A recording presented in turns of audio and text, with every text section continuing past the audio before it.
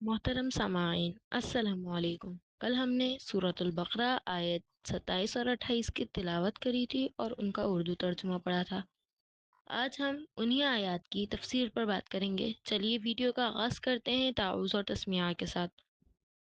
अऊज़ु बिल्लाहि मिनश शैतानिर रजीम। मैं पनाह मांगती हूँ अल्लाह ताला से शैतान मरदूद की। बिस्मिल्लाहिर रहमानिर रहीम। शुरू अल्लाह के नाम से जो बड़ा मेहरबान निहायत रहम फरमाने वाला है। ये आयत उन लोगों की मजम्मत करती है जो अल्लाह के अहद को तोड़ते हैं, यानी जो अल्लाह की तरफ से दी गई हिदायत और अहद की पाबंदी नहीं करते। उसमें कहा गया है कि वो लोग अल्लाह के साथ किए गए अहद को पूरा नहीं करते और उन चीज़ों को क़ता करते हैं जिन्हें अल्लाह ने मिलाने का हुक्म दिया है।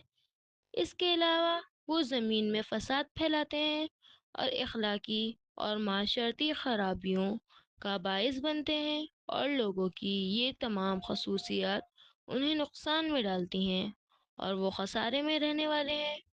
ये आयत दरअसल उस कौम या अफराद को तंबीह करती है जो अल्लाह की हिदायत के खिलाफ वर्जी करते हैं और माशरे में फसाद बर्पा करते हैं। ये आयत इंसानों को याद दिलाती है कि अल्लाह की कुदरत और इसके एहसानात पर गौर करें।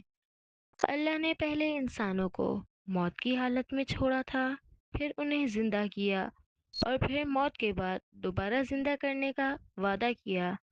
इन सब मराहिल के बावजूद अगर कोई अल्लाह का इनकार करे तो ये बहुत बड़ी नादानी है।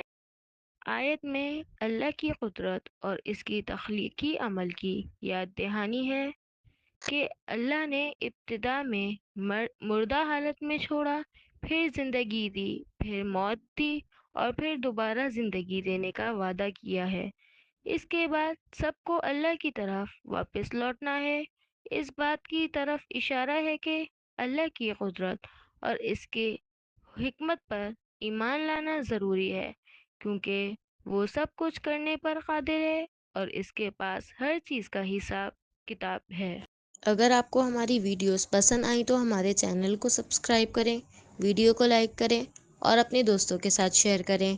आपके कमेंट्स और सवालात हमारे लिए बहुत अहम हैं, लिहाजा बराह करम हमें अपनी राय से आगाह कीजिए। जज़ाकल्लाह।